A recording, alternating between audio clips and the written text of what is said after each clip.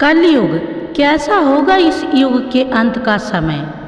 नमस्कार दोस्तों, आज हम आपको लेकर चलेंगे धर्म ग्रंथों में वर्णित कलयुग के रहस्यमयी और रोचक पहलुओं की ओर। क्या आपने कभी सोचा है कि आने वाले समय में हमारी दुनिया कैसी होगी? क्यों कहा जाता है कि कलयुग में इंसान की उम्र घट जाएगी, रिश्तों की अहमियत खत्म हो जाएगी और अधर्म का बोलबाला होगा।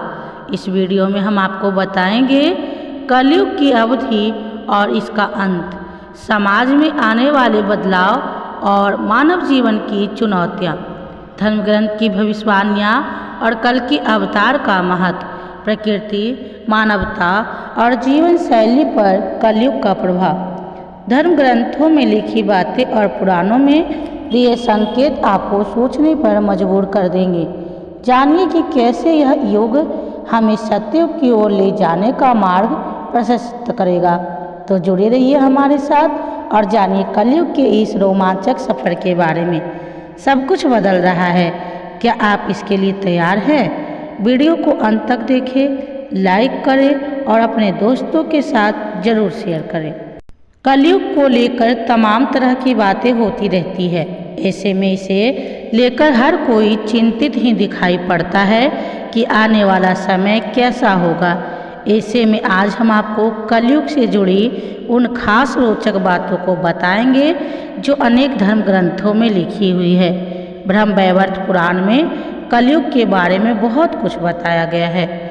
वहीं अभी कलयुग चल रहा है और द्वापर युग के समाप्ति के बाद कुल 5000 वर्ष बीते हैं।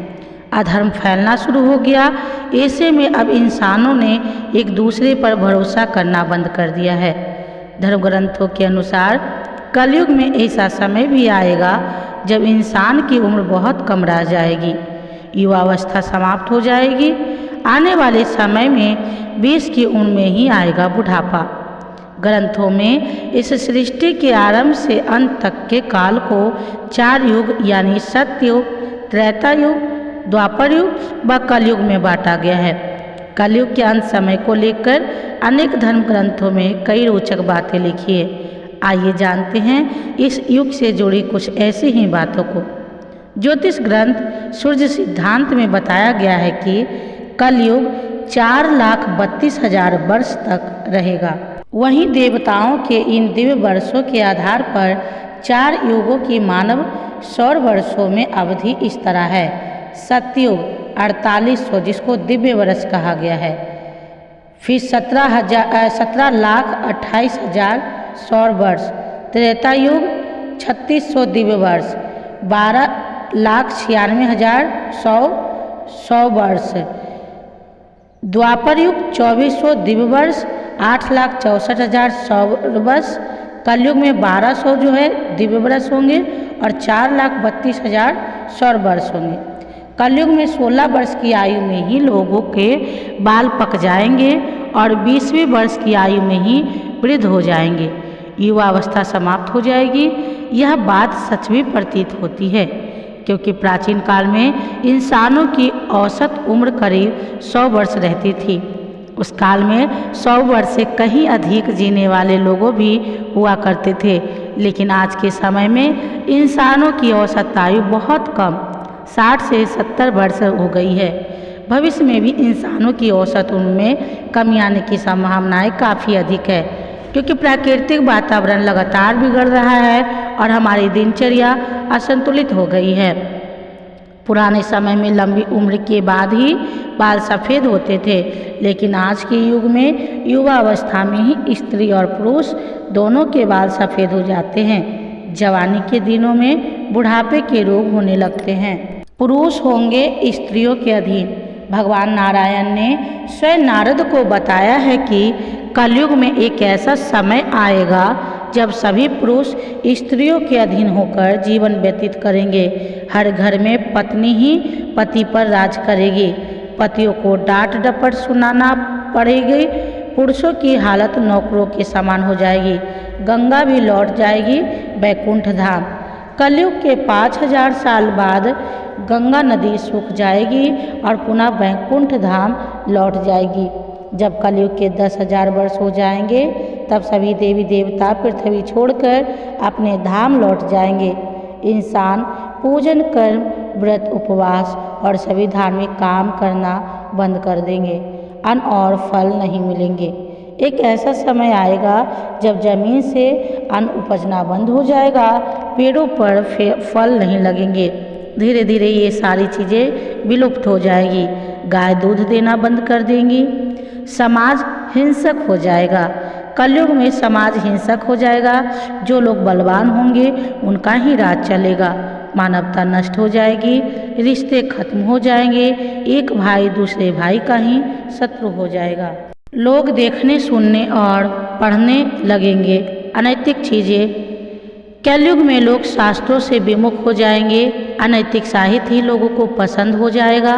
बुरी बातें और बुरे शब्द का ही व्यवहार किया जाएगा। स्त्री और पुरुष दोनों ही हो जाएंगे अधर्मी।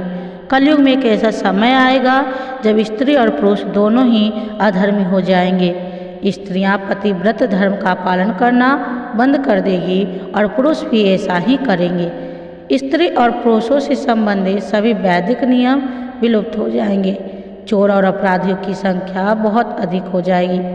कलयुग में चोर और अपराधियों की संख्या इतनी अधिक बढ़ जाएगी कि आम इंसान ठीक से जीवन जी नहीं पाएगा। लोग एक दूसरे के प्रति हिंसक हो जाएंगे और सभी के मन में पाप प्रवेश कर जाएंगे। कल की अवतार करेगा अधर्मियों का विनाश। कलयुग के अंतिम काल में भगवान विष्णु का कल की अवतार होगा। यह अवतार विष्णुयसा नामक ब्राह्मण के घर जन्म लेगा। भगवान कल की सभी अधर्मियों का नाश करेंगे। भगवान कल की केवल 3 दिनों में पृथ्वी से समस्त अधर्मियों का नाश कर देंगे और बहुत सालों तक विश्व पर शासन कर धर्म की स्थापना करेंगे। युग के अंत में ऐसे आएगा प्रलय। कलयुग के अंतिम समय में बहुत मोटी धारा से लगातार वर्षा होगी, जिसे चारों ओर पानी ही पानी हो जाएगा। समस्त पृथ्वी पर जल हो जाएगा और प्राणियों का अंत हो जाएगा। इसके बाद 1,70,000 वर्षों का संधि काल, एक युग के अंत और दूसरे युग के प्रारंभ के बीच के समय को संधि काल कहते हैं। तो संधि काल के अंतिम चरण में एक साथ 12 सूर्य उदय होंगे और उनके तेज से पृथ्वी सूख जाएगी और पुनः सतयुग का प्रारंभ होगा।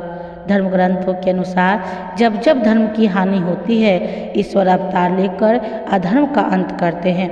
हिंदू धर्म में इस संदेश के साथ अलग अलग युगों में जगत को दुख और भय से मुक्त करने वाले ईश्वर के कई अवतारों के पौराणिक प्रसंग है।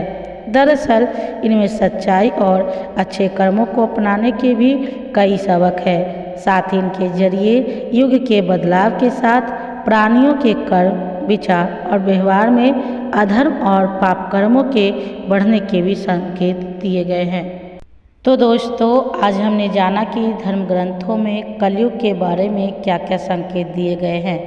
यह युग चुनौतियों से भरा जरूर है, लेकिन हर कठिनाई के बाद एक नई शुरुआत आती है। सत्य, धर्म और सच्चाई का मार्ग ही हमें इस कठिन समय में पार ले जा सकता है। अगर आपको यह जानकारी पसंद आई हो तो वीडियो को लाइक करें और शेयर करना ना भूलें। हमारे चैनल द धार्मिक गुरुजी को सब्सक्राइब करें और बेल आइकन दबाएं ताकि आपको हमारे नए वीडियो की जानकारी तुरंत मिल सके। याद रखिए, अधर्म कितना भी बढ़ जाए, धर्म की विजय निश्चित है। फिर मिलेंगे एक और रोचक विषय के साथ। तब तक के लिए जय हिंद, जय धर्म।